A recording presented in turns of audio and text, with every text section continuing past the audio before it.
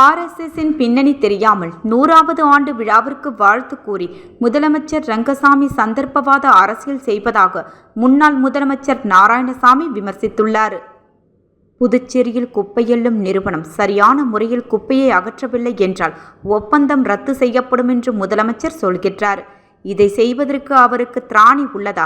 அப்படியென்றால் குப்பை வாரும் நிறுவனத்திடம் இருந்து பெற்ற லஞ்ச பணத்தை முதலமைச்சர் திரும்ப வழங்க வேண்டும். அவர் கொடுப்பாரா என்று கேள்வி எழுப்பிய நாராயணசாமி, ரங்கசாமி சாதனை முதலமைச்சரால் அல்ல, அவர் அறிவிப்பு முதலமைச்சர் என்றும் விமர்சனம் செய்தார்.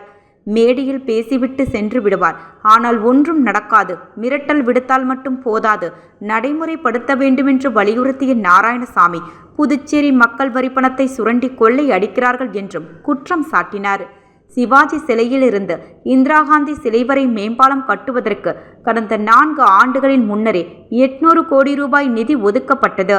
ஆனால் தற்போது ராஜீவ்காந்தி சிலை முதல் இந்திரா காந்தி வரை பாலம் கட்டுவதற்கு அடிக்கல் நாட்ட மத்திய அமைச்சர் நிதின் கட்காரி வருகிறார்.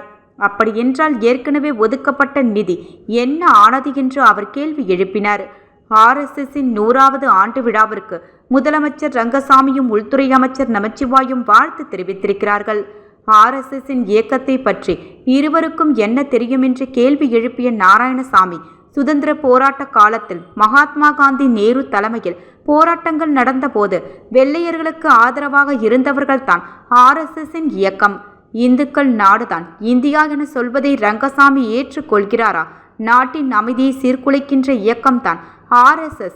இந்திய அரசியலமைப்பு சட்டத்தின் மீது அவர்களுக்கு நம்பிக்கை கிடையாது. எதற்காக வாழ்த்து சொல்கிறோம் என்று தெரியாமல், RSSின் பின்னணி தெரியாமல் வாழ்த்து சொல்கிறார் என்று கடுமையாக சாடிய அவர், ரங்கசாமியின் சந்தர்ப்பவாத அரசியல் செய்கிறார் என்பது தெளிவாக தெரிகிறது என்றார்.